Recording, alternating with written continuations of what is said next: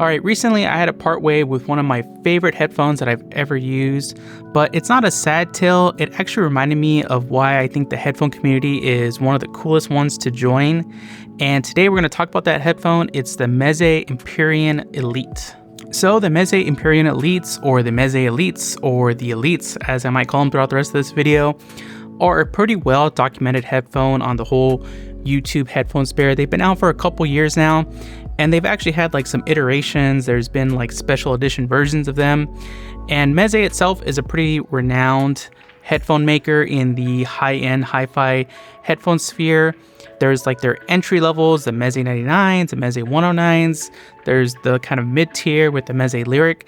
And one of the unique features of all their headphones is that they're all very like stylish headphones. They all look very nice. They have really unique designs. Just everything about the headphone kind of screams high end. Sometimes when you buy these like hi-fi headphones, you know, they focus more on the hi-fi aspects rather than the aesthetics. And I feel like when you buy high-end headphones, they should not only sound like a luxury item, but they should actually look and feel like a luxury item. And I think the Meze Elites really accomplished this. All right, so what was my motivation for picking up the Meze Elite, especially when I already had, you know, flagship endgame headphones with the Abyss Diana TCs? Well, the first was the comfort factor. So this comes in two different ways, which is the first was the actual fit on your head. So the headband actually kind of just smushes in and gets uncomfortable after a period of time, usually about an hour, hour and a half.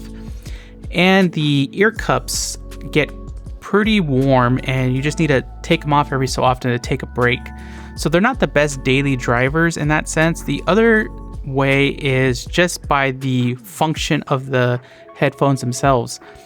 So these are meant to be, you know, super detailed, highly analytical headphones. And that means that you hear any imperfections in any recording in a way that it's kind of unpleasant to listen to after a while. So the thing is when you're doing things all day, listening to YouTube videos, you know, listening to music, listening to all kinds of stuff on your computer, if the recording isn't great, especially if you have the gain set too high, it just gets really disturbing.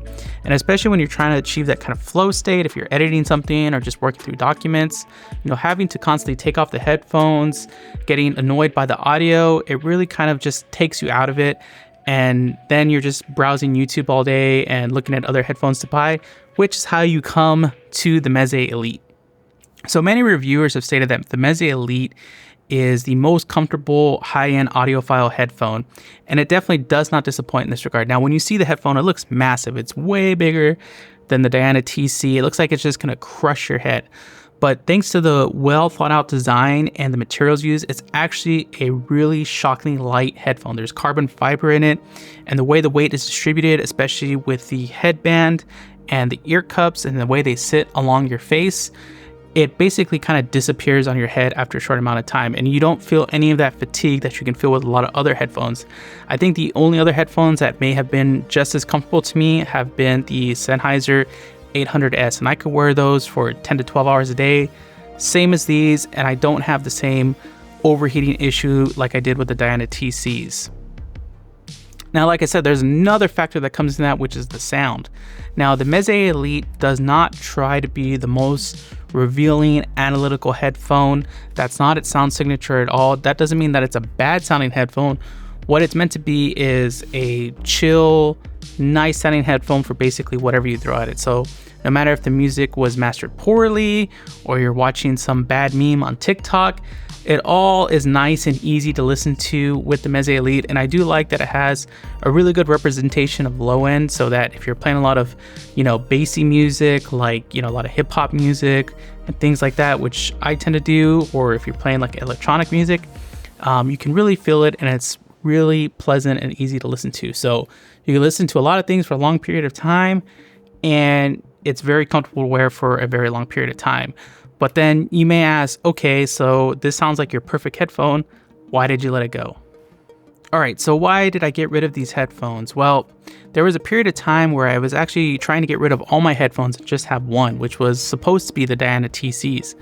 But then, you know, I started picking up a travel pair of headphones, which was the Dan Clark Aeon Noir. Then I picked up IEMs, and I was like, okay, well, I don't like wearing the Diana TCs for too long. I need like a work headphone, so I picked those up. and I started wearing those. And then there was 2 reasons why I thought that maybe it's time to let these go. All right, so the first reason I'll put out there is kind of just extremely vain and almost silly in a sense, but I still do work from home a lot, so I do need to take a lot of different work calls from home, and I was using these headphones, and even though they're comfortable on your head, they do look a bit foolish on your head. So every time you pick up a call, everyone's like, oh wow, do you have like a TV station set on your head? And while it's a good icebreaker at times, once you start talking about it and you start talking to people about, oh, I'm wearing a 4,000 pair of headphones, it's like, do I want to do business with someone who thinks it's worth it to spend $4,000 on headphones? Anyway, they kind of got very distracting in calls, so I stopped wearing them. And the second thing was just more of a functionality thing. So I had kind of reconfigured my workspace where I was just using speakers or studio monitors in conjunction with my microphone, and I configured it in a way where I could just take my calls with just the microphone and the monitors, and I didn't need to wear headphones anymore. And it wasn't, especially when you're working from home, you don't need to worry about privacy and stuff like that with your different work calls. And what's better than the most comfortable headphones on your ears? Well, it's no headphones on your ears. So I noticed that the Meze Elites were sticking in the suitcase about 95% of the time, and that last 5% happened when something changed with the Diana TCs. So as I've covered in this video here, the Diana TCs, I picked up the new ear pads and the new headband, and the combination of this headband and the ear pads basically turned the Diana TCs into Meze Elites in terms of both comfort and sound signature. So now there wasn't this super hyper detailed sound, and things could sound more pleasant, and the headphone became a lot more comfortable to use for long periods of time. So I really stopped using the Meze Elites because the Diana TCs are low profile enough so that they don't really stick out too much when you're taking a call. So ultimately, the Meze Elites were great headphones to have. I had them for about a year, but that leads into selling them, which is kind of what I talked about at the beginning of this video, which is the experience of selling them really reminded me of why the headphone community is so great. So I sold my headphones on a website called Carousel. If you don't know what Carousel is, it's basically like the eBay or Craigslist of Singapore. So you put something up, you arrange to meet with people, and you sell stuff. And it's great because Singapore's super safe, so you don't have to worry about getting robbed by meeting someone in some strange place for a $4,000 transaction. And the great thing about that, and this is not like a sponsored thing about Carousel, so I'm talking about it now, but when I've sold all my different audiophile equipment, I do have to say, selling it to the audiophile community has been amazing. Like, every person I met has just been excited to pick up a new set of headphones, really excited to use them. It's never been a hassle or like haggling for price or trying to get a deal once you meet them in person. They've always just been really excited, and it's always crazy because everyone brings their own personal audio setup. A lot of times when you sell things like camera equipment, you need to bring a camera body so they can test it because they don't bring things. But with the audiophile or high-end audio community, they always have this crazy personal setup.